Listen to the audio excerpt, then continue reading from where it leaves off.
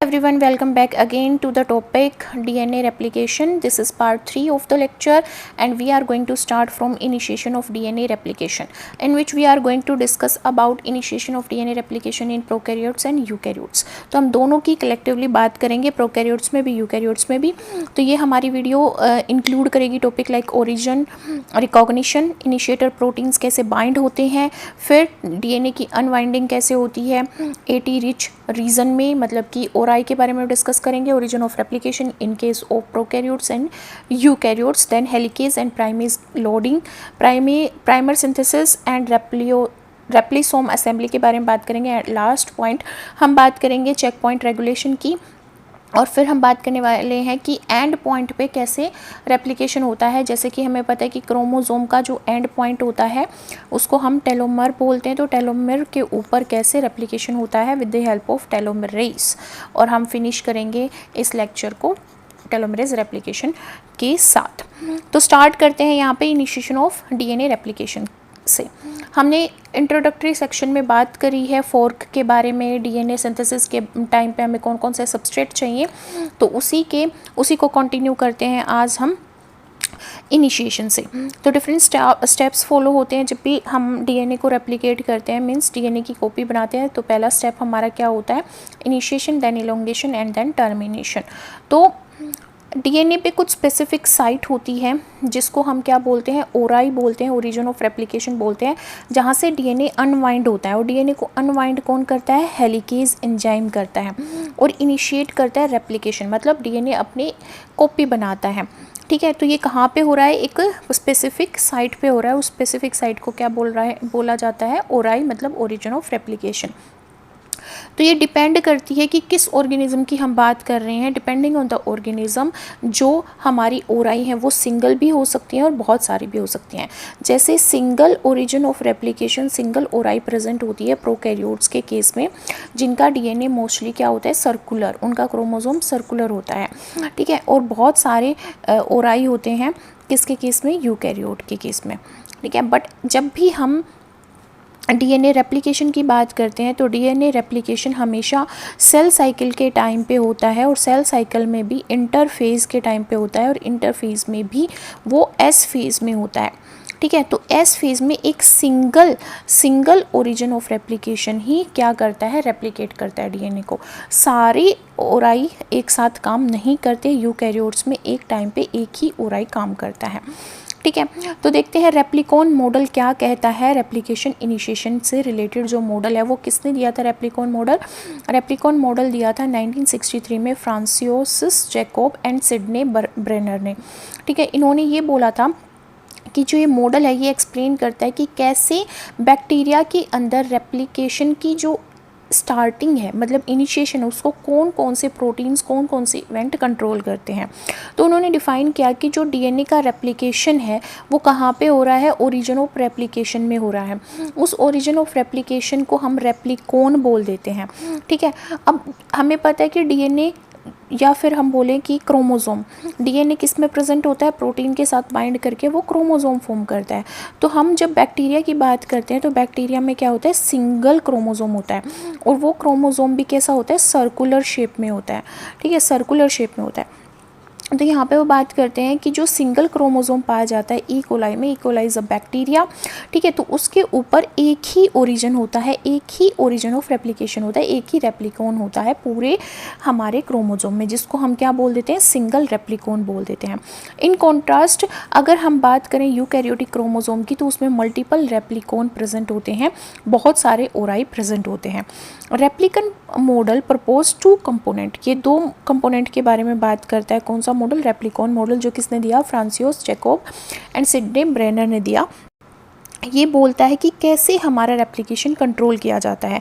हमारा रेप्लिकेशन को कंट्रोल करने वाले 2 कंपोनेंट होते हैं. पहला होता है रेप्लिकेटर, सेकंड होता है initiator. Initiator means initiating proteins होते हैं यहाँ पे. ठीक है, तो जो रेप्लिकेटर होता है वो क्या है, वो डीएनए सीक्वेंस ही है, और वो डीएनए सीक्वेंस कैसा है, सिस एक्टिंग डीएनए सीक्वेंस है. भी हमारे सिस एक्टिंग डीएनए सीक्वेंस होते हैं वो कभी भी प्रोटीन सिंथेसिस नहीं करते। वो प्रोटीन सिंथेसिस नहीं करते मतलब कि वो जीन एक्सप्रेशन नहीं करते, बल्कि वो क्या करते हैं, दूसरे नियर बाय जो उनके साथ में जो जीन होंगे, नियर बाय जो भी जीन प्रेजेंट होगा उसके एक्सप्रेशन को कंट्रोल करते हैं, उसको एक्सप्रेस करवाते हैं, उसके एक्सप्रेशन को कंट्रोल करते हैं। जैसे हमारा प्रमोटर होता है, उसी तरह हमारा सिस एक्टिंग डीएनए सीक्वेंस होता है। तो हम क्या कह सकते हैं कि जो सिस एक्टिंग डीएनए सीक्वेंस है, जिसको हम रेप्लिकेटर बोल रहे हैं, वो ओराई फॉर्म करता है। और ये क्या करेगा, ये डीएनए पॉलीमरेज को या डिफरेंट एंजाइम्स को बाइंड करने का काम करेगा। मतलब काइंड ऑफ ये रेगुलेटर होता है जो रेप्लिकेशन को रेगुलेट करता है। ठीक है, नेक्स्ट हम बात करते हैं, जो सेकंड चीज़ होती है वो क्या होती है, हमारा इनिशिएटर। तो इनिशिएटर क्या होता है, हमारा इनिशिएटर प्रोटीन्स होते हैं। ये प्रोटीन्स रिकॉग्नाइज करते हैं डीएनए एलिमेंट को जो एटी रिच सीक्वेंस कंसिस्ट करता है। क्योंकि हमें पता है एडेनिन और थायमिन के बीच में 2 हाइड्रोजन बॉन्ड होते हैं और साइटोसिन और ग्वानिन के बीच में 3 हाइड्रोजन बॉन्ड होते हैं। तो इनको तोड़ना ईजी होता है और यहाँ पे जो हमारा हेलिकेज है वो ईजिली हाइड्रोजन बॉन्ड को तोड़ के डबल स्टैंडर्ड डीएनए को किस में कन्वर्ट कर देता है, सिंगल स्टैंडर्ड डीएनए में। तो यहाँ पे जो हमारा इनिशिएटर प्रोटीन्स हैं वो रिकॉग्नाइज कर देते हैं डीएनए एलिमेंट को और वहाँ पे बाइंड हो जाते हैं ताकि वो क्या स्टार्ट कर सकें, रेप्लिकेशन स्टार्ट कर सकें। तो यहाँ पे हम रेप्लिकॉन मॉडल में यही देखते हैं, ये एक रेप्लिकेटर है, मतलब कि ये एक ओराई है और ये सर्कुलर डीएनए हमें दिख रहा है। तो मतलब ये किसका डीएनए है, ये सर्कुलर क्रोमोसोम है, सॉरी, ठीक है, जिसके अंदर डीएनए प्रेजेंट है। तो ये सर्कुलर क्रोमोसोम ई कोलाई का है, दैट इज़ अ बैक्टीरिया। तो यहाँ से क्या होगा, ओरिजिन ऑफ रेप्लिकेशन, मतलब यहाँ से हमारा रेप्लिकेशन स्टार्ट होगा। अब यहाँ पे क्या होगा, सबसे पहले हमारे इनिशिएटर प्रोटीन्स यहाँ पे आके बाइंड करेंगे और वो किसको रिकॉग्नाइज करेंगे, ओराई को रिकॉग्नाइज करेंगे। ठीक है, तो ये रेप्लिकॉन मॉडल दिया गया है किसके थ्रू, 1963 में फ्रांसिस जैकब और सिडनी ब्रेनर ने दिया, जिसमें वो 2 चीज़ों के बारे में बात करते हैं, एक रेप्लिकेटर के बारे में और एक इनिशिएटर के बारे में। वो बोलते हैं कि यहीं से क्या शुरुआत होती है, रेप्लिकेशन की शुरुआत होती है। जितने भी हमारे इनिशिएटर प्रोटीन्स होते हैं उनका फंक्शन, मतलब उनकी बाइंडिंग या उनको डबल स्टैंडर्ड डीएनए को जब वो सिंगल स्टैंडर्ड डीएनए में तोड़ते हैं तो उनका फंक्शन किसके थ्रू रेगुलेट किया जाता है, एटीपी की बाइंडिंग और हाइड्रोलाइसिस से। जब एटीपी किस में टूट जाता है, एडीपी में, और एक फॉस्फेट ग्रुप रिलीज़ करता है तो वो एनर्जी रिलीज़ करता है। उस एनर्जी का यूज़ करके वो किसको कमेंस करते हैं, जहाँ पे एडेनिन प्रेजेंट होगा, ए प्रेजेंट होगा। ए क्या है, एटीपी बाइंडिंग मोटिफ होते हैं जो रेप्लिकेटर पे प्रेजेंट होते हैं, जहाँ पे इनिशिएटर प्रोटीन बाइंड करके एटीपी के हाइड्रोलाइसिस से एनर्जी गेन करते हैं और वो स्लाइड करते हैं किसकी हेल्प से, डीएनए क्लैंप लोडर्स की हेल्प से डीएनए के ऊपर, और उसको सिंगल स्टैंडर्ड डीएनए में कन्वर्ट करते जाते हैं। The initiator protein is the only sequence specific DNA binding protein जो किस में इन्वॉल्व होता है, रेप्लिकेशन के इनिशिएशन में।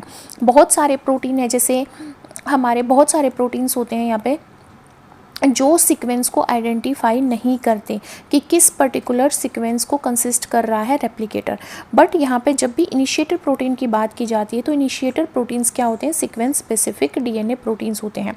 मतलब वो सीक्वेंस को आइडेंटिफाई करेंगे, जहाँ पे एडेनिन प्रेजेंट होगा उसको वो आइडेंटिफाई करेंगे। ठीक है, many eukaryotic cell have even the initiator protein does not show sequence specific DNA binding activity, but prokaryotes में ये क्या शो करते हैं, सीक्वेंस स्पेसिफिक बाइंडिंग शो करते हैं।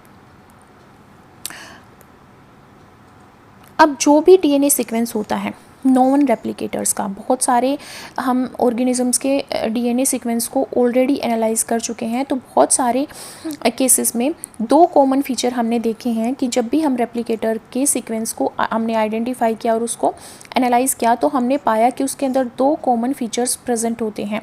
First, they include A binding site for initiator proteins, कि जो हमारा रेप्लिकेटर होता है उसके अंदर इनिशिएटर प्रोटीन को बाइंड करने के लिए एक बाइंडिंग साइट प्रेजेंट होती है। फॉर एग्जाम्पल वहाँ पे ए या फिर एटी रिच सीक्वेंस प्रेजेंट होता है जो रेप्लिकेशन इनिशिएटिंग मशीनरी को बाइंड करने की कैपेबिलिटी रखता है। दूसरा ये फीचर होता है कि उसके अंदर एटी रिच डीएनए होगा जो जल्दी से अनवाइंड हो जाएगा, जैसे ही हेलिकेज उस पर एक्ट करेगा तो वो जल्दी से डबल स्टैंडर्ड डीएनए से किस में कन्वर्ट हो जाएगा, सिंगल स्टैंडर्ड डीएनए में कन्वर्ट हो जाएगा। क्योंकि एटी रिच सीक्वेंस में हमारे 2 हाइड्रोजन बॉन्ड होते हैं जो तोड़ने ईजी होते हैं। मतलब जिनकी अनवाइंडिंग करना ईजी होता है। तो जो भी हमारा रेप्लिकेटर है उसमें दो कॉमन फीचर होते हैं। पहला, वो इनिशिएटर बाइंडिंग साइट कंसिस्ट करता है। सेकेंड, उसमें 80 रिच DNA सीक्वेंस प्रेजेंट होता है। सिंगल रेप्लिकेटर की जरूरत पड़ती है ई कोलाई के क्रोमोसोम को रेप्लिकेट करने के लिए, और उस सिंगल रेप्लिकेटर को जो किस में प्रेजेंट होता है, ई कोलाई में प्रेजेंट होता है, उसको क्या बोला जाता है, ओराई सी। ठीक है, origin of replication and C. 2 repeated motif present होते हैं ओराई सी में जो फंक्शनल होते हैं। एक होता है 9 मर मोटिव जो 5 होते हैं नंबर में। एक होता है हमारा जो बाइंडिंग साइट होते हैं इनिशिएटर प्रोटीन के लिए। एक होता है DNA A and is repeated 5 motif at ori C. The 13 mer motif repeated 3 times in the initial site of single stranded DNA formation during initiation। देखो इस डायग्राम में अगर हम देखें तो यहाँ पे हमें क्या दिख रहा है, ये 9 मर हमारी रिपीटिंग साइट्स हैं जो 5 है नंबर में, ये 13 मर रिपीटिंग साइट्स हैं जो 3 है नंबर में। ठीक है, तो ये DNA C जो हमारा होगा उसको बाइंड करेंगे और DNA A को बाइंड करेंगे। ठीक है, तो ये क्या करेगा, इनिशिएटर प्रोटीन्स को बाइंड करेगा और ये हमारा रेप्लिकेशन स्टार्ट कर देगा। ठीक है, तो ये हमारा जो सीक्वेंस है ये दिखा रहा है ओराई को, ओरिजिन ऑफ रेप्लिकेशन को, कि ओरिजिन ऑफ रेप्लिकेशन किस सीक्वेंस में प्रेजेंट होता है। तो यहाँ पे 9 मर प्रेजेंट होते हैं और 13 मर प्रेजेंट होते हैं। 9 मर 5 होते हैं नंबर में और 13 मर 3 होते हैं नंबर में। और ये टोटल जो सीक्वेंस होता है ओरिजिन ऑफ रेप्लिकेशन का इन केस ऑफ ई कोलाई, ये कितना होता है, 245 बेस पेयर कंसिस्ट करता है और इसी को हम क्या बोलते हैं, ओराई सी बोला जाता है। ठीक है, अब यहाँ पे हमने क्या देखा कि 2 रिपीटेड मोटिव्स हैं, एक हमारा 9 मर मोटिव है और एक हमारा क्या है, 13 मर मोटिव है। तो जो 9 मर मोटिव है ये किसको बाइंड करता है, इनिशिएटर प्रोटीन DNA A को बाइंड करता है। ठीक है, और हमारा जो 13 मर मोटिव है उसमें रिपीटेड वो 3 बार रिपीट करता है और वहाँ से ही हमारा DNA क्या बनता है, सिंगल स्टैंडर्ड फॉर्म में कन्वर्ट होता है और वहीं से क्या हो जाती है, इनिशिएशन स्टार्ट हो जाती है DNA रेप्लिकेशन की। इसी तरह हमारा SV40 में जो कि एक ईस्ट होती है सैक्रोमाइसा सेरेविजियाई के केस में हम देखें तो ये उसका क्या है, ये क्या है इसका, ओराई, ओरिजिन ऑफ रेप्लिकेशन। तो यहाँ पे क्या है, पेंटामेरिक सीक्वेंस प्रेजेंट है 4 और यहाँ पे क्या है, पैलिंड्रोमिक सीक्वेंस। पैलिंड्रोमिक सीक्वेंस वो होता है जो जिसको हम बैकवर्ड या फॉरवर्ड दोनों डायरेक्शन में जब रीड करेंगे तो वो सेम ही रीड होगा। ठीक है, तो ये जो हमारा पैलिंड्रोमिक सीक्वेंस है EP क्या है, पैलिंड्रोमिक सीक्वेंस है। और ये जो पैलिंड्रोमिक सीक्वेंस है यहाँ से क्या होता है, यहाँ से हमारा double standard DNA single standard DNA में कन्वर्ट होता है। ठीक है, और पेंटामेरिक साइट पे क्या होता है, हमारे पेंटामेरिक साइट वो होती है जहाँ पे हमारे इनिशिएटर प्रोटीन आके बाइंड करते हैं, इनिशिएटर प्रोटीन आके बाइंड करते हैं। सॉरी, सेरेविजियाई का तो ये है, ये SV40 का है। ठीक है, ये हमारा यूकैरियोटिक है, ये भी यूकैरियोटिक है और ये भी हमारा यूकैरियोटिक है। ये हमारा किसका है, सैक्रोमाइसिस सेरेविजियाई का, और ये SV40 का, SV40। Okay, SV40 is a polyoma virus और ये double standard circular DNA consist करता है। तो ये एक वायरस है और ये हमारी ईस्ट है। ठीक है, तो ये हमारा क्या हो गया, यूकैरियोट हो गया और ये वायरस हो गया। तो ये इसका ओरिजिन ऑफ रेप्लिकेशन है, ये सैक्रोमाइसिस सेरेविजियाई का ओरिजिन ऑफ रेप्लिकेशन है जिसमें B1 A और B2 पाया जाता है। ठीक है, तो यहाँ पे जो A एंड B1 एलिमेंट है वो किसको बाइंड करेगा, इनिशिएटर प्रोटीन्स को बाइंड करेगा। ये जो है ये इनिशिएटर प्रोटीन को बाइंड करेगा और यहाँ से क्या होगा, हमारा डबल स्टैंडर्ड DNA जो है वो सिंगल स्टैंडर्ड DNA में कन्वर्ट हो जाएगा। मतलब यहाँ से अनवाइंडिंग होगी और यहाँ से इनिशिएटर प्रोटीन बाइंड होंगे। और हम SV40 की बात करें, एक वायरस की बात करें, तो पेंटामेरिक साइट पे यहाँ पे इनिशिएटर प्रोटीन बाइंड होते हैं और यहाँ पे अनवाइंडिंग होती है DNA की।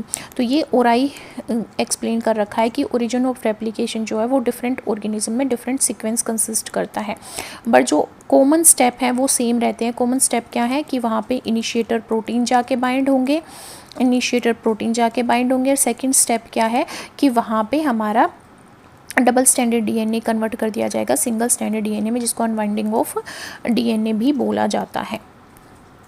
अब यहाँ पे एक पॉइंट आता है कि जो रेप्लिकेटर सीक्वेंस है उसको हम कैसे आइडेंटिफाई करते हैं, उसको हम जेनेटिक एसे की हेल्प से आइडेंटिफाई करते हैं या DNA ट्रांसफॉर्मेशन एसे की हेल्प से आइडेंटिफाई करते हैं। ठीक है, इतना ही हमारे लिए इम्पोर्टेंट है एट प्रेजेंट। अब नेक्स्ट हमारा आता है कि जो बाइंडिंग और अनवाइंडिंग हो रही है ओराई के ऊपर, या एक्टिवेशन हो रही है या शुरुआत हो रही है हमारी किसकी, और रेप्लिकेशन की इनिशिएशन जो हो रही है वो किसके थ्रू हो रही है, इनिशिएटर प्रोटीन्स के थ्रू हो रही है। तो अब इस पार्ट में हम बात करेंगे इनिशिएटर प्रोटीन्स के बारे में। Initiator proteins 2 different function perform करते हैं इनिशिएशन के टाइम पे। पहला फंक्शन क्या होता है, ये रेप्लिकेटर डीएनए पे जाके बाइंड हो जाते हैं। जैसे हमने ऊपर देखा, हमने 3 ऑर्गेनिजम्स के ओरिजिन ऑफ रेप्लिकेशन को स्टडी किया, ई कोलाई के, SV40 के और सैकेरोमाइसिस सेरेविजियाई के। तो हमने देखा कि उनका जो सीक्वेंस है जहाँ पे रेप्लिकेशन हो रहा है उसी को रेप्लिकेटर डीएनए बोल रहे हैं, तो उनका सीक्वेंस अलग अलग है अलग अलग ऑर्गेनिज्म में, बट जो बेसिक काम है वो सेम है कि इनिशिएटर प्रोटीन जाके बाइंड होगा या अनवाइंडिंग ऑफ डीएनए होगी। तो यहाँ पे जो पहला काम होता है इनिशिएटर प्रोटीन का वो क्या होता है कि ये रेप्लिकेटर डीएनए से बाइंड होंगे। कैसे बाइंड होंगे, ये आइडेंटिफाई करेंगे स्पेसिफिक सीक्वेंस को। सेकंड क्या होता है कि एडिशनल फैक्टर्स की जो ज़रूरत होती है रेप्लिकेशन के लिए, एंड एडिशनल फैक्टर कैसे, जैसे हेलिकेज प्रोटीन की ज़रूरत होती है, सिंगल स्टैंडर्ड बाइंडिंग प्रोटीन्स की ज़रूरत होती है, तो उन सबको रिक्रूट करेंगे। क्लैंप लोडर्स की ज़रूरत होती है, उन सबको ये क्या करते हैं, लोड करते हैं, रिक्रूट करते हैं किस पे, रेप्लिकेशन साइट पे। Some but not all initiator protein perform a third function, वो क्या है कि अनवाइंड कर सकते हैं डीएनए को, बाइंडिंग साइट के जो साइड में डीएनए सीक्वेंस प्रेजेंट होता है उसको अनवाइंड करने की भी कैपेबिलिटी रखते हैं।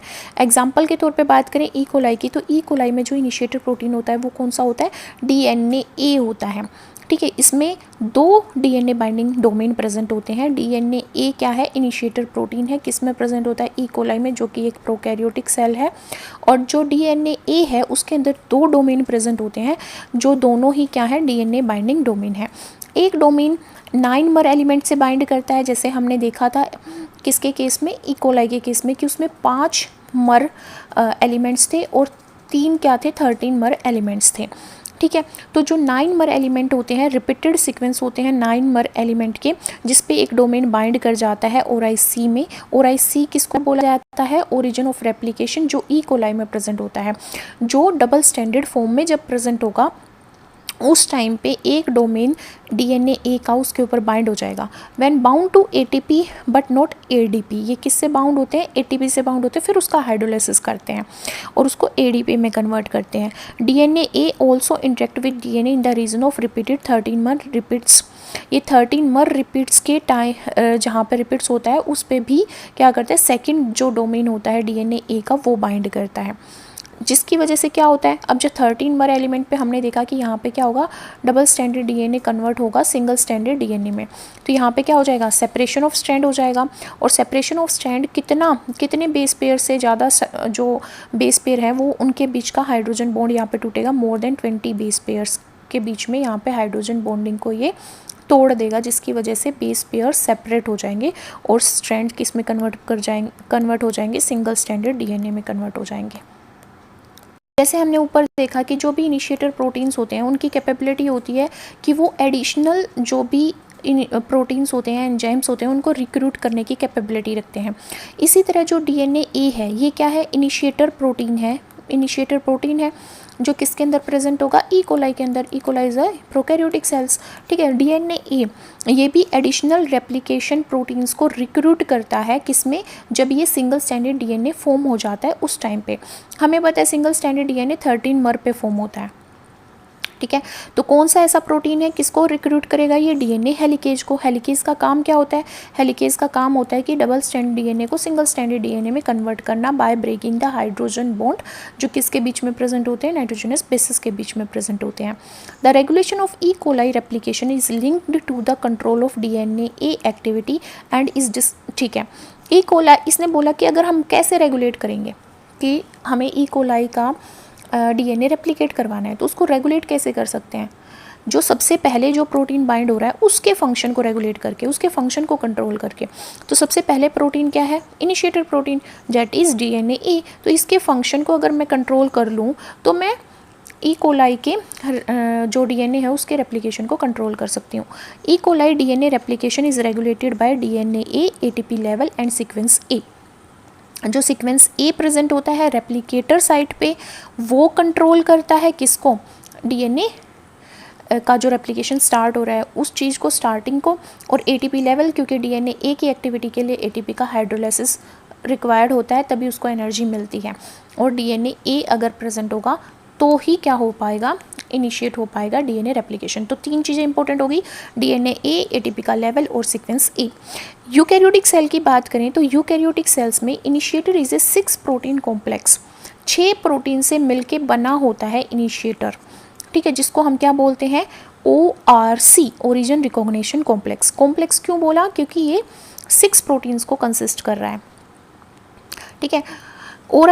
ORC रिकॉग्नाइज करता है कंजर्व्ड सीक्वेंस, जो किस में पाया जाता है, ईस्ट रेप्लिकेटर्स में। अब ऊपर हमने देखा था कि ईस्ट का जो रेप्लिकेटर है या ओरिजिन ऑफ रेप्लिकेशन है वो क्या कंसिस्ट कर रहा है, यहाँ पे देखो ईस्ट के रेप्लिकेशन में B1 और A है, जो क्या करता है, इनिशिएटर प्रोटीन को बाइंड करता है, इनिशिएटर प्रोटीन्स को बाइंड करता है ये। और B2 क्या करता है, यहाँ पे हेलिकेज अपनी एक्टिविटी शो करता है, मतलब डबल स्टैंडर्ड डीएनए किस में कन्वर्ट होता है, सिंगल स्टैंडर्ड डीएनए में। और टोटल ये सीक्वेंस कितना है, 100 बेस पेयर का है, कंजर्व्ड है मतलब फिक्स रहेगा, ठीक है, स्पेसिफिक सीक्वेंस है जहाँ पे इनिशिएटर प्रोटीन बाइंड होंगे। वो ORC जो है ओरिजिन रिकॉग्निशन कॉम्प्लेक्स, ये किसको रिकॉग्नाइज करेगा, इस ORI को रिकॉग्नाइज करेगा, ठीक है, जिसको हम क्या बोल देते हैं, रेप्लिकेटर भी बोल देते हैं, रेप्लिकोन भी बोलते हैं। अब हमने बोला एक element as well as second less conserved B1 element, A element को करेगा और B1 एलिमेंट को क्या करेगा, रिकॉग्नाइज करेगा। और ये क्या है, इनिशिएटर प्रोटीन बाइंडिंग साइट है, इनिशिएटर प्रोटीन बाइंडिंग साइट है ये, बाइंडिंग साइट। लाइक डीएनए किस में प्रेजेंट था, प्रोकैरियोटिक सेल्स में, दैट इज ई कोलाई के अंदर प्रेजेंट था। और ORC किस में प्रेजेंट है, ईस्ट में, yeast is a eukaryotic cell. तो ORC बाइंड करेगा, किस पे बाइंड करेगा, ए पे एंड ए एलिमेंट पे एंड B1 एलिमेंट पे बाइंड करेगा और हाइड्रोलाइज करेगा ATP को, क्योंकि ATP के हाइड्रोलाइसिस से ही उसको एनर्जी मिलती है, और बाइंड कर जाएगा। ATP hydrolysis required for ORC to participate in the loading of eukaryotic DNA helicase. और फिर किसको लोड करता है ये, हेलिकेज को। हेलिकेज का काम वही है, डबल स्टैंडर्ड डीएनए को किस में कन्वर्ट करना, सिंगल स्टैंडर्ड डीएनए में। Unlike DNA binding of ORC to yeast replicator does not lead to strand separation. देखो हमने ये पढ़ा कि ई कोलाई के केस में जो डीएनए है वो क्या करता है, स्ट्रैंड सेपरेशन का भी काम करता है। स्ट्रैंड सेपरेशन मतलब डबल स्ट्रैंडेड डीएनए को सिंगल स्ट्रैंड में कन्वर्ट करना, बट ऐसा यहाँ पे ORC यूकैरियोटिक सेल में नहीं करता। यहाँ पे इसके लिए क्या होता है, डीएनए हेलिकेज होता है। ORC is required to recruit, ये तो रिक्रूट करता है डायरेक्टली या इनडायरेक्टली, जितने भी रेप्लिकेशन प्रोटीन्स हैं उनको रिक्रूट करता है, किस पे, रेप्लिकेटर साइट पे या ORI पे, ओरिजिन ऑफ रेप्लिकेशन पे। नेक्स्ट है protein and protein DNA interaction, कैसे होता है, इनिशिएटर साइट पे।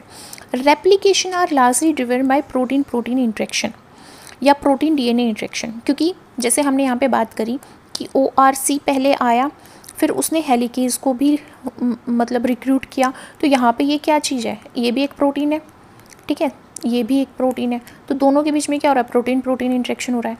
बट जब मैं बात कर रही हूँ ORC एंड डीएनए इंटरेक्शन की या फिर हेलिकेज और डीएनए इंटरेक्शन की, तो मैं बात कर रही हूँ प्रोटीन एंड डीएनए इंटरेक्शन की, ठीक है।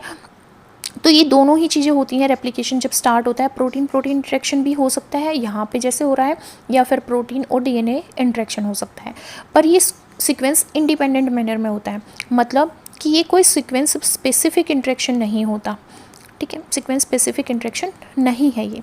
After the initiator DNA has bound to ORIC, तो ये किसकी साइट है, ये ओरिजिन ऑफ रेप्लिकेशन है ई कोलाई के केस में, मतलब कि प्रोकैरियोट के केस में। और डीएनए क्या है, इनिशिएटर प्रोटीन है, किसके केस में, प्रोकैरियोटिक सेल के केस में, मतलब कि ई कोलाई के केस में, ठीक है। तो वो अनवाउंड करेगा 13 मर डीएनए को, मतलब अनवाउंड करने का मतलब क्या है, डबल स्टैंडर्ड से उसको सिंगल स्टैंड में कन्वर्ट करना। The combination of single standard DNA and DNA recruit एक कॉम्प्लेक्स ऑफ 2 प्रोटीन, 2 प्रोटीन के कॉम्प्लेक्स को ये रिक्रूट करता है। एक होता है डीएनए हेलिकेज, तो प्रोकैरियोट के केस में डीएनए हेलिकेज क्या है, डीएनए बी क्या है हमारे पास, हेलिकेज प्रोटीन। और एक है हेलिकेज लोडर, डीएनए सी। तो हम इसको याद कैसे रखेंगे, हमारा सबसे पहले आया था DNA A, then DNA B and then DNA C. तो हमारा डीएनए क्या है, इनिशिएटर प्रोटीन्स, ठीक है, इनिशिएट करवाएगा। डीएनए बी क्या है, हेलिकेज जो ओपन करेगा डबल स्टैंडर्ड डीएनए को। डीएनए सी क्या है, हेलिकेज लोडर है, हेलिकेज लोडर है। तो इसको हम सीक्वेंस में याद रखेंगे ABC से। Binding to the helicase loader, inactivate the DNA helicase. जैसे ही हेलिकेज लोडर बाइंड होता है किसके साथ, डीएनए बी के साथ, डीएनए सी जैसे इससे बाइंड होगा तो इसका फंक्शन क्या हो जाएगा, रुक जाएगा। ठीक है, रुक जाएगा, इसका फंक्शन रुक गया तो ये डीएनए को सिंगल स्ट्रैंड में कन्वर्ट नहीं कर पाएगा। ऐसा कब किया जाता है, जब हम रेगुलेट कर रहे हो, जब हम रेगुलेशन करते हैं किसकी, डीएनए रेप्लिकेशन की। क्योंकि बहुत सारी ऐसी इनअप्रोप्रिएट साइट होती हैं जहाँ पे हमें रेप्लिकेशन को इनहिबिट करना होता है, तो वहाँ पे ऐसा किया जाता है कि डीएनए जो हेलिकेज लोडर होता है, डीएनए सी जो होता है वो डीएनए बी से बाइंड हो जाता है ताकि उसके फंक्शन को इनहिबिट किया जा सके। जैसे हमारे स्लाइडिंग क्लैंप के बारे में हमने पढ़ा था पिछली वीडियो में। स्लाइडिंग क्लैंप जो किसके लिए ज़रूरी होता है, डीएनए पॉलीमरेज के लिए ज़रूरी होता है, उसकी एक्टिविटी को, उसकी प्रोसेसिविटी को इन्हेंस करने के लिए। उसी तरह सब यूनिट होती हैं अलग अलग स्लाइडिंग क्लैंप की, उसी तरह हमारी सब यूनिट होती हैं डीएनए सी की, जो कि क्या होता है, हेलिकेज लोडर होता है। ये भी एटीपी यूटिलाइजिंग एंजाइम होता है, एटीपी के हाइड्रोलाइसिस से ही इसको एनर्जी मिलती है और ये अपना फंक्शन परफॉर्म करता है, और ये ए प्लस प्रोटीन होता है। Helicase recruit DNA primase also. अब प्राइमेज का काम क्या होता है, आरएनए प्राइमर की फॉर्मेशन करना। अब हमने पढ़ा था कि आरएनए प्राइमर क्यों चाहिए होते हैं, क्योंकि जो डीएनए पॉलीमरेज होता है उसको डीएनटीपीज को रिक्रूट करने के लिए क्या चाहिए होता है, एक प्राइमर चाहिए होता है। विदाउट प्राइमर ये अपना फंक्शन परफॉर्म नहीं कर सकता, इसीलिए यहाँ पे क्या करता है, हेलिकेज किसको रिक्रूट करेगा, डीएनए प्राइमेज को। कहाँ पे, ओरिजिन ऑफ रेप्लिकेशन पे, जिसकी वजह से आरएनए प्राइमर बनेगा दोनों ही स्ट्रैंड पे, लीडिंग स्ट्रैंड पे भी और लेगिंग स्ट्रैंड पे भी। अब हमने ये भी पढ़ा था कि जो हमारा लीडिंग स्ट्रैंड होता है इस पर हमें सिंगल आरएनए प्राइमर की ज़रूरत पड़ती है, क्योंकि ये क्या होता है, कॉन्टीन्यूअस डीएनए सिंथेसिस कर पाता है। लेगिंग स्ट्रैंड पे हमें मल्टीपल आरएनए प्राइमर की ज़रूरत पड़ती है, क्योंकि ये क्या करता है, ये ओकाजाकी फ्रेगमेंट की फॉर्मेशन करता है, मतलब ये डिसकॉन्टीन्यूअस रेप्लिकेशन करता है। ठीक है, in addition to generating the primer for leading DNA strand, the event also cause the release of helicase loader. तो ये क्या कर देता है, रिलीज कर देगा हेलिकेज लोडर को, क्योंकि हेलिकेज की एक्टिविटी को एनहेंस करना है। और हेलिकेज लोडर क्या करता है, हेलिकेज की एक्टिविटी को स्टॉप करता है। तो हेलिकेज की एक्टिविटी को बढ़ाने के लिए हमें हेलिकेज लोडर को रिलीज़ करना पड़ेगा, फिर जाके हेलिकेज प्राइमेज को रिक्रूट करेगा और फिर प्राइमर बनेगा। ठीक है, द डीएनए पॉलीमरेज 3 एक होलो एंजाइम होता है। देखो डीएनए पॉलीमरेज 3 जो है वो मेन हमारा क्या होता है, पॉलीमरेज एंजाइम होता है। ई कोलाई के केस में, प्रोकैरियोट के केस में इसको हम होलो एंजाइम क्यों बोलते हैं, क्योंकि इसकी मल्टीपल सब यूनिट होती हैं, इसके अंदर मल्टीपल सब यूनिट प्रेजेंट होती हैं। कौन कौन सी सब यूनिट प्रेजेंट होती हैं, इसमें 3 चीज़ें होती हैं।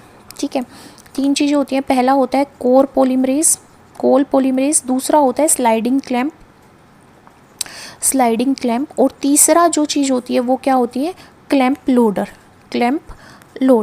ठीक है, तो कोर पॉलीमरेज की बात करें तो कोर पॉलीमरेज में कौन कौन सी सब यूनिट होंगी, अल्फा, एप्सिलॉन एंड थीटा सब यूनिट्स। ठीक है, अल्फा क्या करती है, पॉलीमरेज एक्टिविटी, डीएनए पॉलीमरेज मतलब ये यूनिट को ऐड करेगी, न्यूक्लियोटाइड्स को ऐड करेगी, डीएनटीपीज को ऐड करेगी, न्यूक्लियोटाइड्स को, डीएनटीपीज को ये क्या करती है, ऐड करती है, जिससे पॉलीमरेज रिएक्शन होती है। एप्सिलॉन क्या करता है, ये 3' to 5' एक्सोन्यूक्लियस एक्टिविटी परफॉर्म करता है, मतलब ये प्रूफ रीडिंग करता है 3' से 5' डायरेक्शन में। जो भी हमारा रोंग बेस पेयर यहाँ पे आएगा उसको ये कट करके अलग कर देगा, ये एप्सिलॉन का काम है। और थीटा क्या करता है, ये स्टेबलाइज करता है एप्सिलॉन को। ठीक है, तो हर एक कोर में कैटालिटिक यूनिट होती है।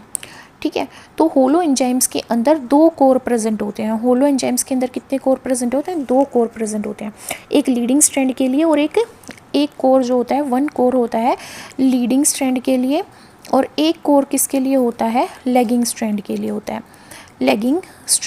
होता है। स्लाइडिंग क्लैंप क्या है, बीटा सब यूनिट, ये बीटा सब यूनिट है। डाइमर प्रेजेंट होते हैं बीटा सब यूनिट के डीएनए पॉलीमरेज में, इसके क्या प्रेजेंट होते हैं, डाइमर्स, 2 सब यूनिट होती हैं इसकी। ये रिंग शेप्ड स्ट्रक्चर फॉर्म करता है जो प्रोसेसिविटी को एनहेंस करता है। प्रोसेसिविटी का मतलब क्या है कि 1 मिनट में 1 सेकंड में जो डीएनए पॉलीमरेज है वो कितने डीएनटीपीज को लोड कर रहा है। ठीक है, तो ये किसको इनहेंस करेगा, प्रोसेसिविटी को। अब जो हमारा बीटा क्लैंप है, बीटा क्लैंप तो क्या है, हमारा sliding clamp in case of prokaryote. और यूकैरियोट की बात करें तो पीसीएनए है, जो कल हमने बात करी थी, पीसीएनए यूकैरियोट के केस में है। ठीक है, क्लैंप लोडर क्या है, क्लैंप लोडर भी गामा कॉम्प्लेक्स होता है। ये भी क्या होता है, गामा कॉम्प्लेक्स होता है, जिसमें हमारी गामा, डेल्टा डैश एंड और साई सब यूनिट होती हैं। ये बीटा क्लैंप को डीएनए पे एटीपी का यूज़ करके लोड कर देते हैं। तो ये हमारा डीएनए पॉलीमरेज होता है, इसकी डिफरेंट सब यूनिट होती है, इसीलिए हम इसको क्या बोलते हैं, होलो एंजाइम बोलते हैं। तो इसको अब डीएनए, अब जैसे ही हेलिकेज एक्टिव होगा, हेलिकेज क्या करेगा, DNA polymerase third holo enzyme को लोड करेगा, किस पे, ओरिजिन ऑफ रेप्लिकेशन पे, ताकि वो किसके साथ इंटरेक्ट कर सके, प्राइमर टेम्पलेट जंक्शन के साथ इंटरेक्ट कर सके।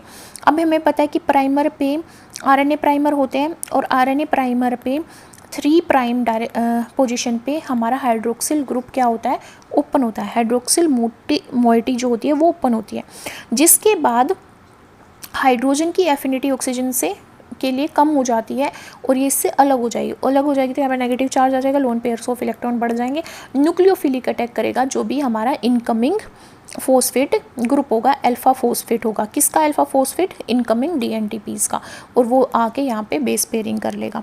ठीक है, once the holoenzyme press, sliding clamp भी असेंबल हो जाते हैं आरएनए प्राइमर्स पे। स्लाइडिंग क्लैंप का काम ही होलो एंजाइम की प्रोसेसिविटी को बढ़ाना है, क्योंकि ये थोड़े से बेस पेयर को ऐड करके डिटैच होने की कोशिश करता है, बट स्लाइडिंग क्लैंप इसको डिटैच नहीं होने देता सिंगल स्टैंडर्ड डीएनए से। ठीक है, फिर यहाँ पे बाउंड होते हैं single SSBs।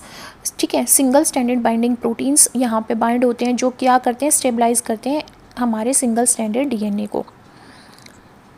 These new primer template junction are targeted by clamp loaders at each fork. Each fork का मतलब क्या है, lagging strand and leading strand, which place 2 additional sliding clamp। तो additional sliding clamp आ जाते हैं lagging strand पे।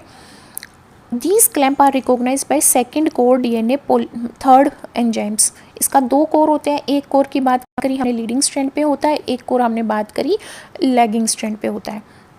As the first Okazaki fragment are extended, most single stranded DNA lagging strand template is generated।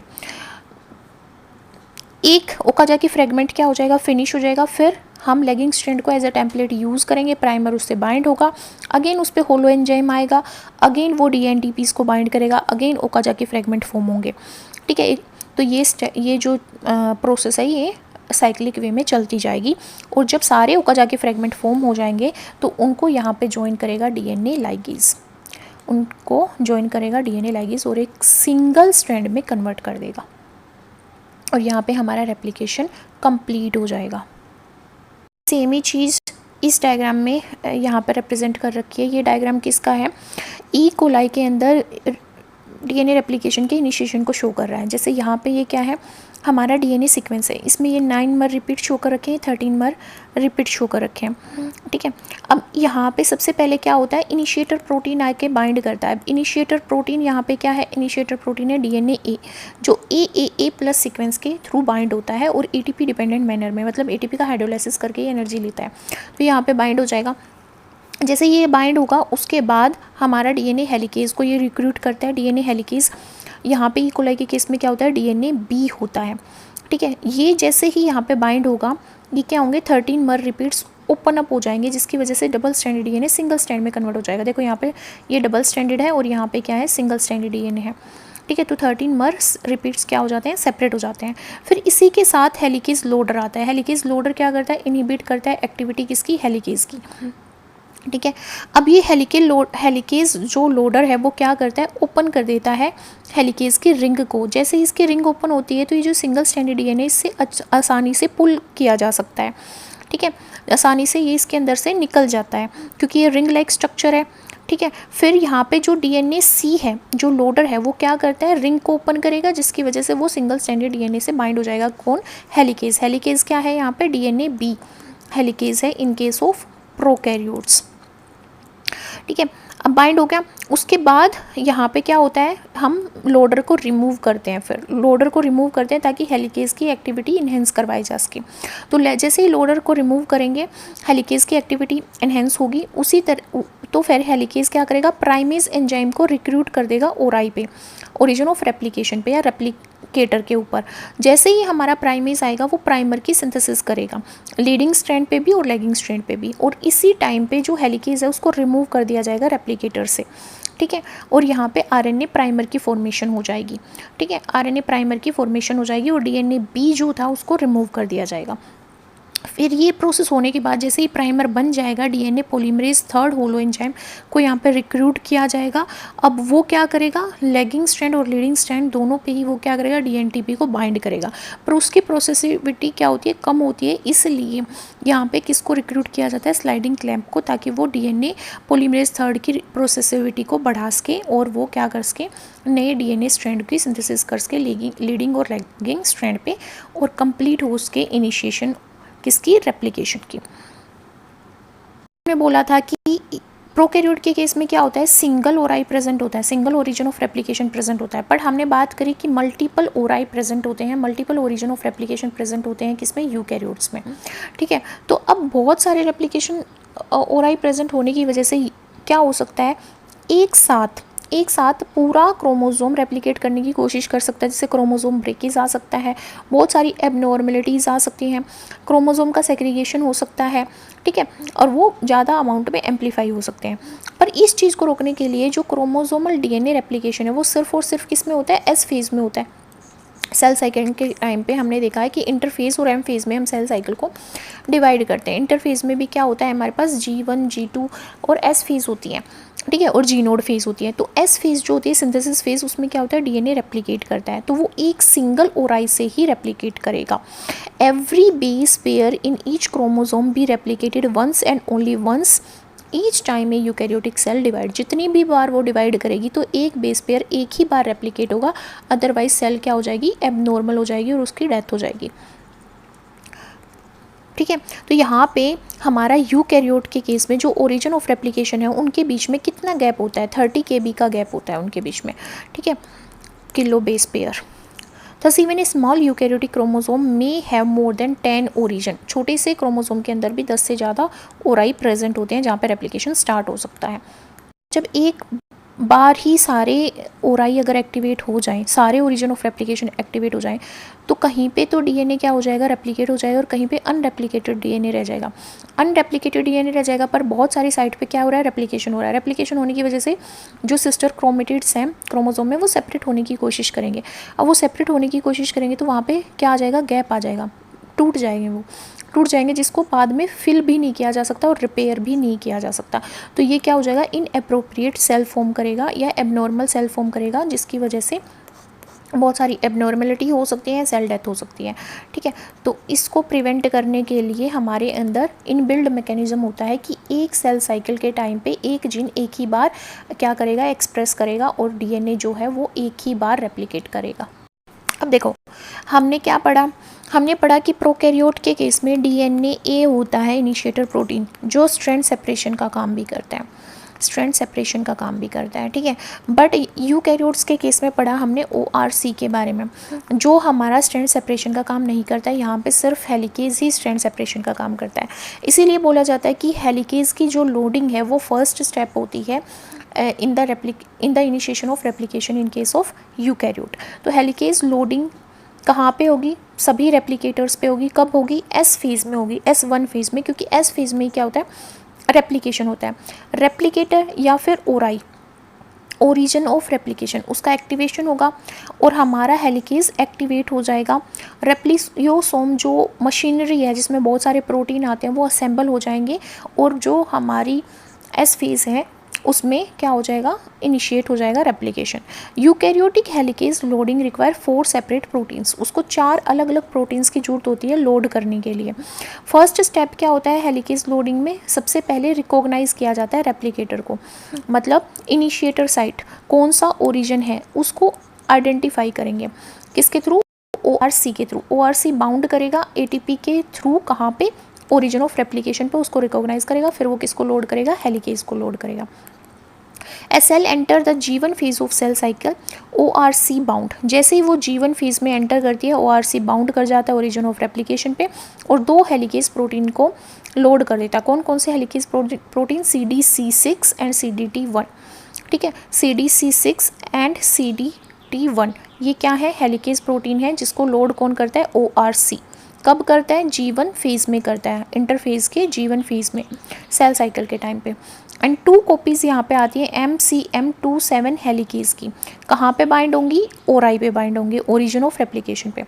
बहुत सारे ORC की सब unit, मतलब various सब unit of ORC and CDC protein ये क्या करती हैं? ये किसके मेंबर होती हैं? AAA plus family of protein की मेंबर होती हैं। लाइक किसके केस में हमने पढ़ा था? प्रोकैरियोट के केस में पढ़ा था। ठीक है, and the subunit of the sliding clamp loader, उसकी सब यूनिट भी बाइंड हो जाएंगी। Like the sliding clamp loader, ATP binding by ORC and CDC is required for ORC DNA binding. यहाँ पे ये बोल रहा है कि ORC G1 फेज में बाइंड करता है ओरिजिन ऑफ रेप्लिकेशन पे, पर ORC को ATP की जरूरत होती है और ये क्या है? AAA बाइंडिंग प्रोटीन है। ठीक है, AAA बाइंडिंग प्रोटीन है। अब हमने देखा कि इसकी बहुत सारी सब यूनिट बाइंड होती हैं, जैसे CDC6 and CDT1 and MCM27। ये क्या है? ये हेलिकेज है, ये हेलिकेज एंजाइम्स हैं। ठीक है, ये हेलिकेज एंजाइम्स हैं जो कब बाइंड होंगे? G1 फेज में बाइंड होंगे। कहाँ पे बाइंड होंगे? ORI पे बाइंड होंगे। किस में? ATP डिपेंडेंट मैनर में, मतलब ATP के हाइड्रोलाइसिस से ही इनको एनर्जी मिलेगी और ये क्या कर देंगे? हेलिकेज की लोडिंग को स्टेबल कर देंगे। ठीक है, ATP hydrolysis by CDC6 result in the loading of head to head dimer. किसका? Head to head dimer. किसका head to head dimer bind होगा यहाँ पे DNA से? MCM27 कॉम्प्लेक्स का, जो क्या है? एक हेलिकेज है। हेलिकेज क्या करता है? हाइड्रोजन बॉन्ड को तोड़ता है जो भी नाइट्रोजनस बेसिस के बीच में प्रेजेंट होते हैं और डबल स्ट्रैंडेड DNA को सिंगल स्ट्रैंडेड DNA में कन्वर्ट कर देता है। ठीक है, फिर जैसे ही ये लोडिंग हो जाएगी, CDT1 एंड CDT6 को रिलीज़ कर दिया जाएगा ओरिजिन से एंड ORC ATP हाइड्रोलाइसिस दोबारा से रीसेट करेगी इस प्रोसेस से और दूसरा राउंड चलेगा MCM27 लोडिंग का, ताकि क्या उसके दोबारा से सिंगल स्ट्रैंडेड DNA बन सके और वो टेम्पलेट की फॉर्म में प्रेजेंट हो सके, ताकि उस पर दोबारा से सिंथेसिस स्टार्ट की जा सके। ठीक है, तो यहाँ पे इस डायग्राम से देखते हैं, ये डायग्राम क्या एक्सप्लेन, यहाँ पे क्या हुआ? सबसे पहले ओरिजिन ऑफ रेप्लिकेशन को रिकॉग्नाइज करेगा ORC कॉम्प्लेक्स। ORC कॉम्प्लेक्स क्या है? Origin replication complex. ठीक है, ये रिकॉग्नाइज करेगा ओरिजिन ऑफ रेप्लिकेशन को इन केस ऑफ यूकैरियोट्स।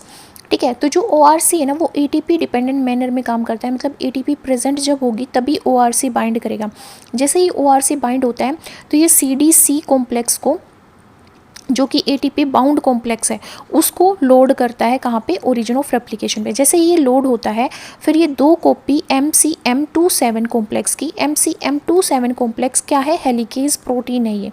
ठीक है, हेलिकेज प्रोटीन है या हेलिकेज एंजाइम बोल सकते हैं। ठीक है, इसको लोड करेगा, बट इसको लोड करने के लिए इसको एक और लोडिंग प्रोटीन चाहिए होगा, जो क्या है? CDT1। ठीक है, ये हेलिकेज लोडिंग प्रोटीन है। इसके साथ MCM27 को ये लोड करेगा और जैसे ही MCM27 यहाँ पे किससे? DNA से बाइंड हो जाएगा हेड टू हेड डाइमर की फॉर्म में। ठीक है, जैसे ही इससे बाइंड होगा तभी ATP की हाइड्रोलाइसिस होगी, ADP में वो कन्वर्ट हो जाएगा ताकि एनर्जीज को मिल सके। और जैसे ही ये बाइंड हो जाता है DNA के साथ, तभी हमारा जो CDC6 कॉम्प्लेक्स था, जो ये है CDC6 कॉम्प्लेक्स, और ये क्या है? हमारा CDT1 कॉम्प्लेक्स, ये दोनों ही रिलीज़ कर दिए जाएंगे और जैसे ही ये रिलीज़ होंगे दोबारा से ATP हाइड्रोलाइसिस हो गई और दोबारा से जो हमारा ORC कॉम्प्लेक्स है दोबारा से इस प्रोसेस को रीस्टार्ट करेगा, क्योंकि उसको बहुत सारे यहाँ पे सिंगल स्ट्रैंडेड DNA क्रिएट करने हैं। हमने क्या पढ़ा कि हमारा जो हेलिकेज होता है वो बाइंड तो करता है G1 फेज में। ठीक है, पर वो DNA को अनवाइंड तभी करेगा और रेप्लिकेशन को तभी स्टार्ट करेगा जब वो G1 से S फेज में एंटर कर जाएगा। ठीक है, अब जो भी हमारा लोडेड हेलिकेज है, अब ये नहीं है कि ये लोड हो गया, इसने डायमेरिक फॉर्म, मतलब हेड टू हेड डाइमर बना दिया DNA के ऊपर, तो ये एक्टिवेट हो गया। इसको एक्टिवेट करने के लिए 2 प्रोटीन चाहिए और दोनों क्या है? काइनेसिस। ठीक है, CDK चाहिए यहाँ पे, साइक्लिन डिपेंडेंट काइनेस। ये सेल साइकिल रेगुलेशन में यूज़ होते हैं।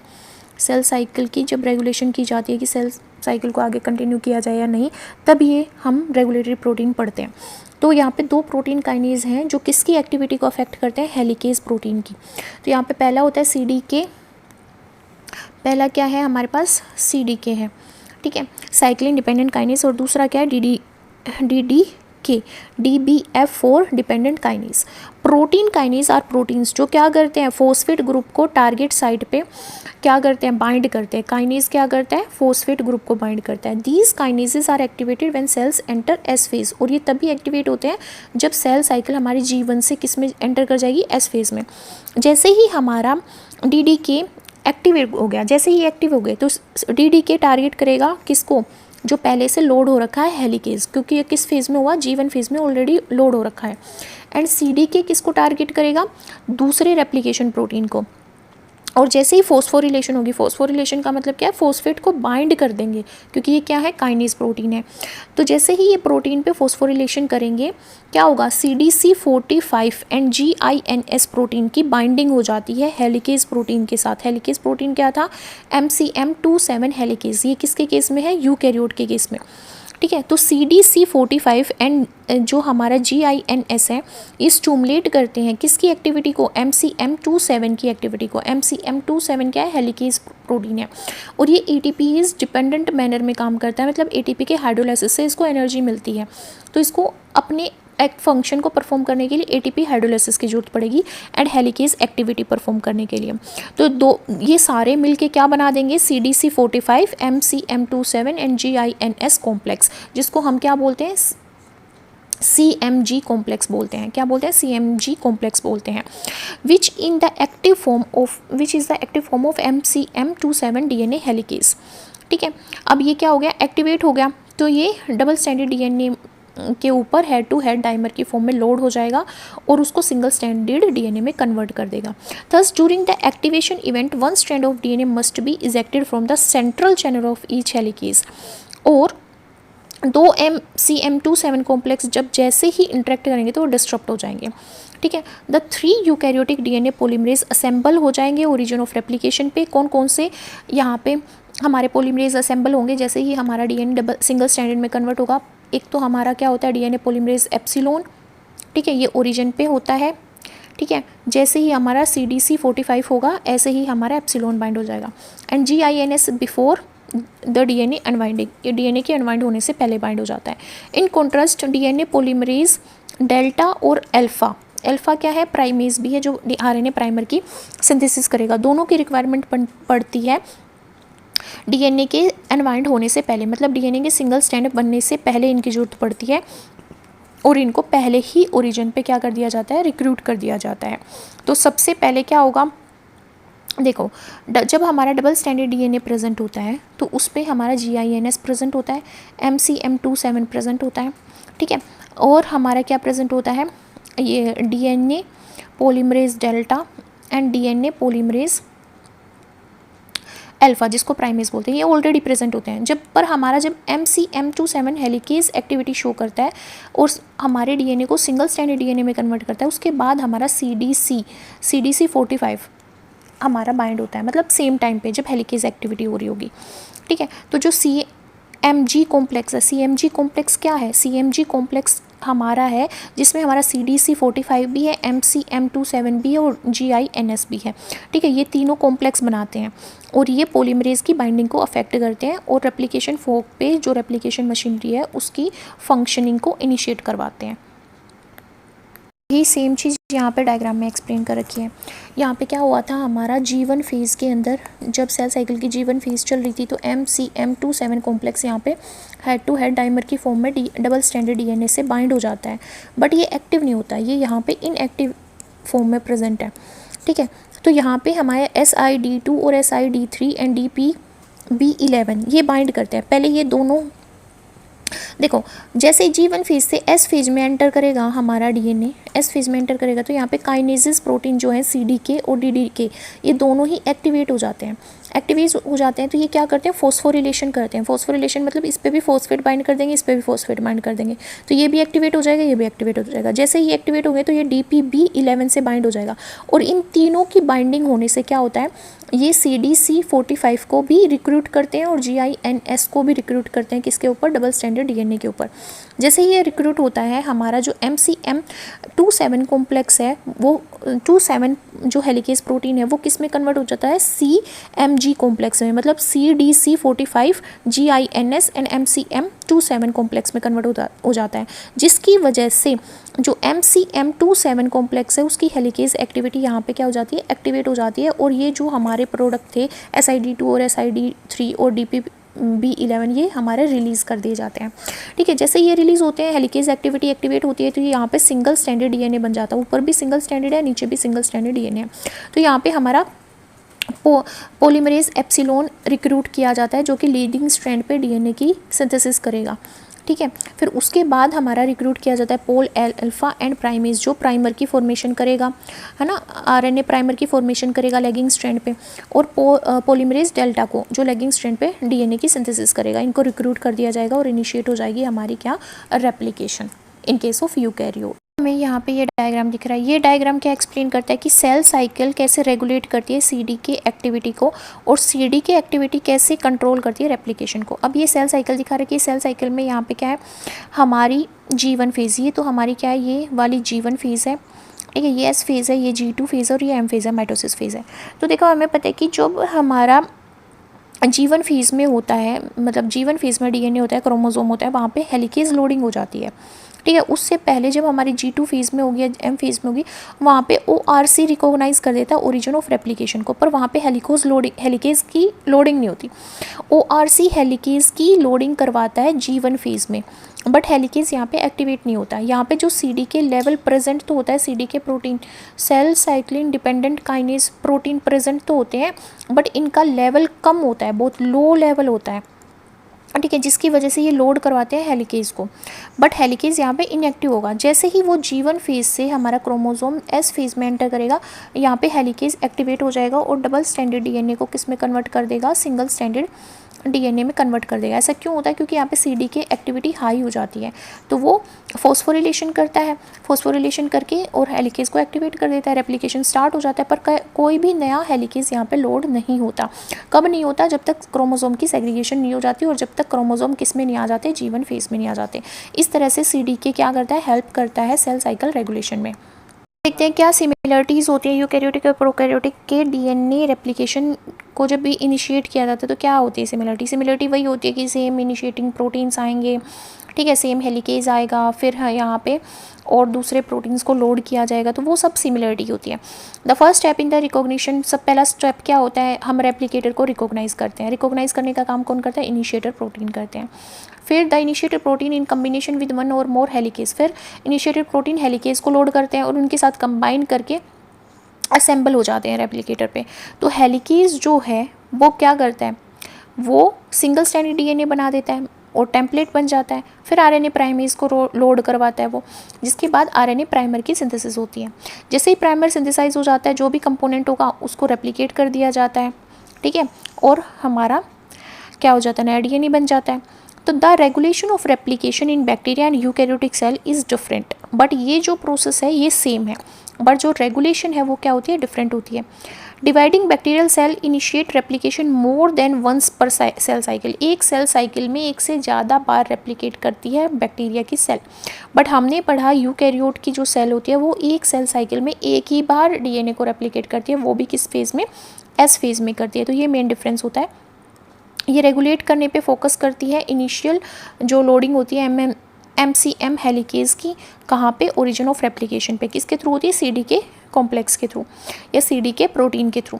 Where as bacteria cell focus करती है DNA A, जो कि इनिशिएटर प्रोटीन होता है, उसकी बाइंडिंग को रेगुलेट करती है ये DNA से। ये तो इसकी बाइंडिंग को रेगुलेट करती है, बट हमारे केस में हेलिकेज की बाइंडिंग को रेगुलेट किया जाता है। तो रेगुलेशन का जो स्टेप है वो प्रोकैरियोट्स में और यूकैरियोट्स में डिफरेंट होता है। अब यहाँ पे आता है कि जो टाइप 2 टोपोआइसोमरेज है उसकी जरूरत होती है डॉटर DNA मॉलिक्यूल को सेपरेट करने के लिए, किसके केस में, प्रोकैरियोट के केस में। ऐसा क्यों होता है, क्योंकि जो प्रोकैरियोट होते हैं उनके अंदर सर्कुलर क्रोमोसोम प्रेजेंट होता है, क्रोमोसोम प्रेजेंट होता है। तो देखो जैसे ही नया स्ट्रैंड बनेगा, अभी यहाँ पे क्या हो रहा है, ये डॉटर डीएनए बन रहा है, ठीक है, डॉटर डीएनए, ये डॉटर डीएनए, ये डॉटर डीएनए है। अब इनको सेपरेट करना मुश्किल हो जाता है क्योंकि ये हमारा पेरेंटल डीएनए जो ग्रे कलर में ऑरेंज कलर में डॉटर डीएनए है, तो ये दोनों एक दूसरे के साथ लिंक्ड रहते हैं, ठीक है। जो डॉटर डीएनए मॉलिक्यूल है वो लिंक्ड रहता है, जिसको हम कैटिनेंस बोलते हैं, ठीक है। तो कैटिनेंस क्या है, वो टर्म है जिसमें दो सर्कल लिंक्ड रहते हैं, ठीक है, मतलब दो सर्कल हैं और दोनों सर्कल लिंक रहें तो उसको कैटिनेंस बोलते हैं। इस कैटिनेंस से डॉटर डीएनए को रिमूव करने के लिए हमें टाइप 2 टोपोआइसोमरेज की जरूरत पड़ती है। क्यों पड़ती है, क्योंकि जो टाइप 2 टोपोआइसोमरेज है वो डबल स्ट्रैंडेड डीएनए में ब्रेक कर सकता है and it passes second double stranded DNA molecule through the break. एक के अंदर ब्रेक कोज करेगा और दूसरे डबल स्ट्रैंडेड डीएनए को उस ब्रेक में से पास कर देगा, ठीक है। तो इसकी वजह से ये डीकैटिनेट हो जाता है और अलग हो जाती हैं दो डॉटर सर्कुलर डीएनए एक दूसरे से। और ऐसा किसके केस में ज़रूरत पड़ती है, ये ज़रूरत पड़ती है प्रोकैरियोट के केस में। देखो यहाँ पे क्या बन गया, कैटिनेट बन गया, ये दो डॉटर क्रोमोसोम्स है, सॉरी दो डॉटर डीएनए है और ये पेरेंटल डीएनए है। अब इन दोनों को, ये दोनों लिंक हो गए तो कैटिनेट बन गया। अब टोपोआइसोमरेज फर्स्ट को इंट्रोड्यूस करवाया जाएगा जिसकी वजह से यहाँ पे ब्रेक क्रिएट होंगे और एक डॉटर क्रोमोसोम्स, एक जो सर्कुलर डीएनए वो दूसरे में से निकल जाएगा और दोनों सर्कुलर डीएनए अलग अलग हो जाएंगे। तो ये काम होता है टोपोआइसोमरेज सेकंड का। नेक्स्ट है lagging strand synthesis is unable to copy the extreme end. Lagging जो स्ट्रैंड है, लैगिंग स्ट्रैंड क्या है, डिसकॉन्टिन्यूअस डीएनए सिंथेसिस करता है, बट जब इसके एक्सट्रीम एंड होते हैं वो कॉपी नहीं कर पाता उसको, मतलब उस पे एक्सट्रीम एंड पे ये क्या नहीं कर पाता, नए डीएनए को सिंथेसाइज नहीं कर पाता। किसके केस में, लीनियर क्रोमोसोम के केस में। लीनियर क्रोमोसोम किस में होता है, यूकैरियोट में। तो हम ये कह सकते हैं कि यूकैरियोट के केस में जो एक्सट्रीम एंड होते हैं लैगिंग स्ट्रैंड के, वहाँ पे डीएनए कॉपी नहीं हो पाता, उसकी रेप्लिका नहीं बन पाती, नॉर्मल जो हमारी रेप्लिकेशन मशीनरी है उससे नहीं बन पाती। तो इसी को बोला जाता है एंड रेप्लिकेशन प्रॉब्लम। तो इसको सोल्व करने के लिए क्या किया जाता है, यहाँ पे टोपोआइसोमरेज यूज़ होते हैं।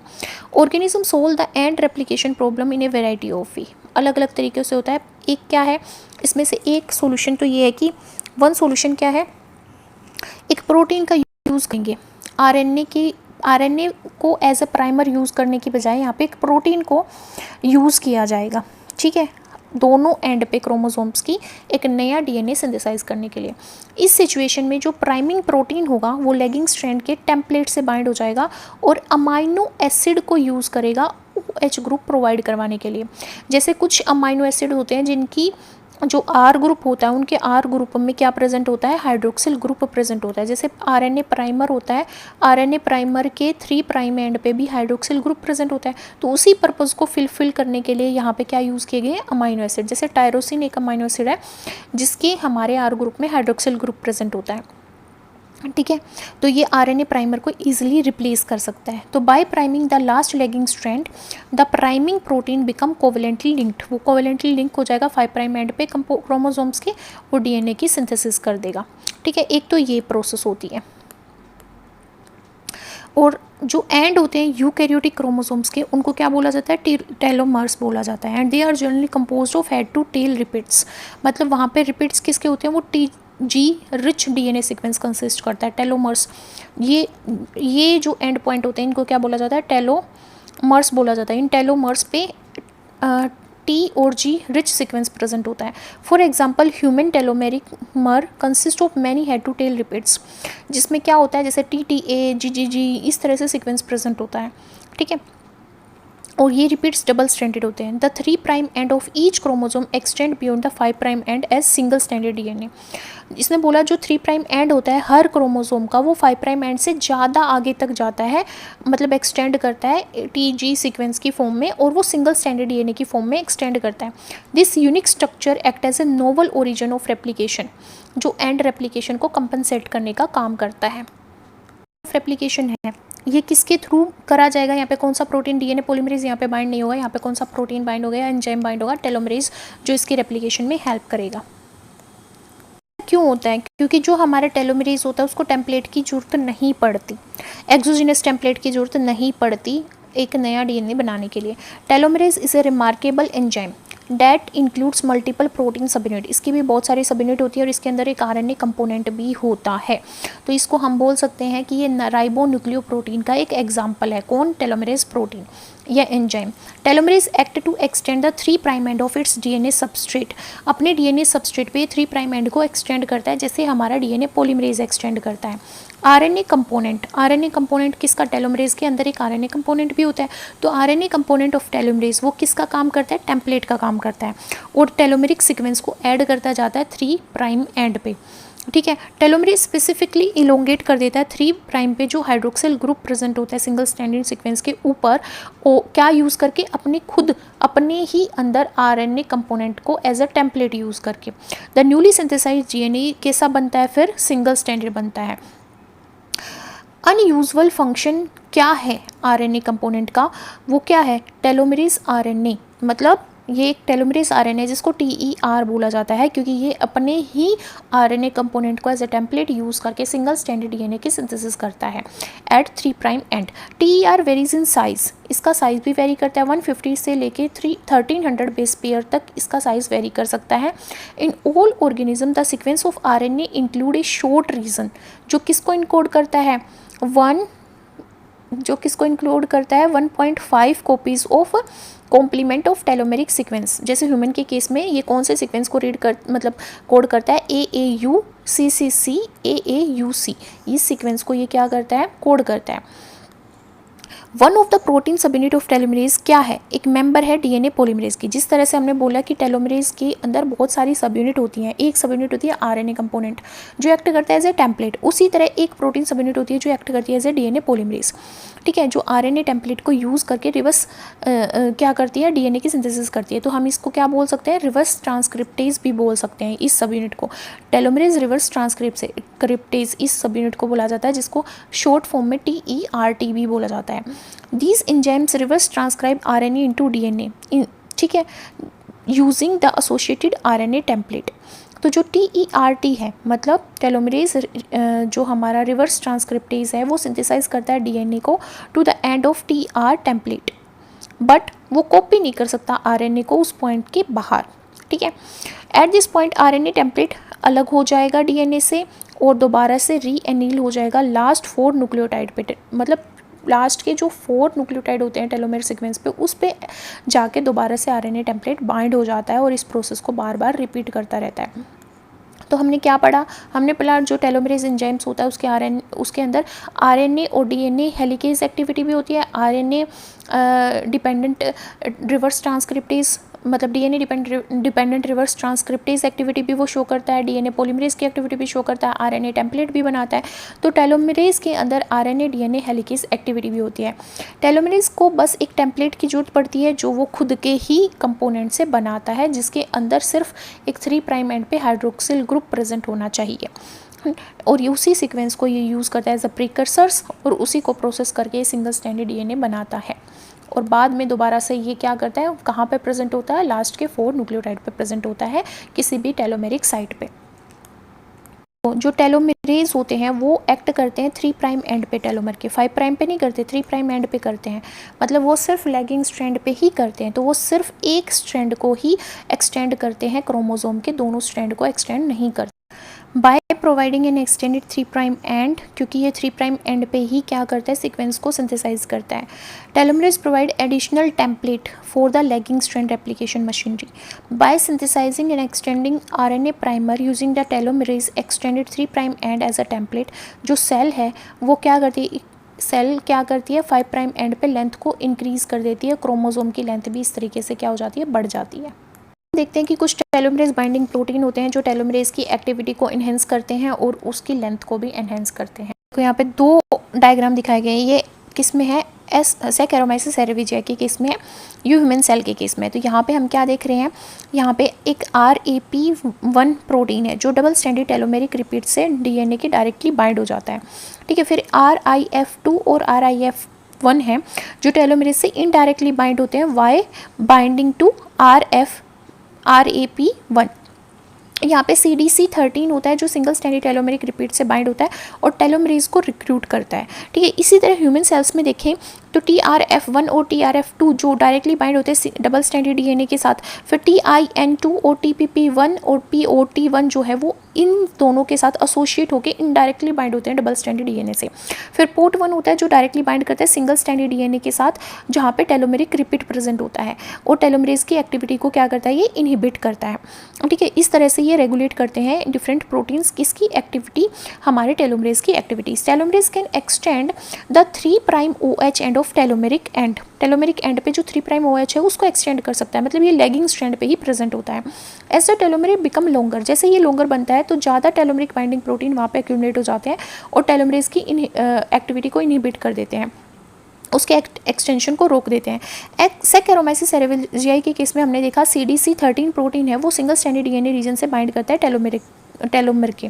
स्टडी ऑफ दिस प्रोटीन क्या इंडिकेट करती है कि जो रिक्रूटमेंट है टेलोमरेज की वो करी जाती है टेलोमर्स पे। तो CDC13 एक पॉजिटिव एक्टिवेटर होता है टेलोमरेज का, मतलब ये उसको पॉजिटिवली एक्टिवेट करवाता है उसको सिंगल स्ट्रैंडेड डीएनए से बाइंड करके। ह्यूमन प्रोटीन की बात करें तो सिंगल स्ट्रैंडेड टेलोमेरिक प्रोटीन है POT1 जो अपोजिट मैनर में काम करता है, ये टेलोमरेज की एक्टिविटी को इनहिबिट करता है ताकि ज़्यादा एक्सटेंशन ना हो पाए। Show the POT1 binding to single stranded DNA telomerase, वो सिंगल स्ट्रैंडेड डीएनए से बाइंड करता है टेलोमेरिक एंड पे और टेलोमरेज की बाइंडिंग को इनहिबिट करता है। ठीक है, तो हमें क्या पता चला कि डिफरेंट प्रोटीन्स होते हैं जो किसकी एक्टिविटी को रेगुलेट कर रहे हैं, टेलोमेर की एक्टिविटी को। It has been proposed that telomeres increase in length more POT is recruited, जितना वो लेंथ में बढ़ेगा उतना ही POT1 रिक्रूट किया जाएगा, क्योंकि ये single stranded DNA binding protein है और टेलोमरेज की एक्टिविटी को इनहिबिट करता है ताकि उसके जो साइज़ का एक्सटेंशन है वो ज़्यादा ना हो।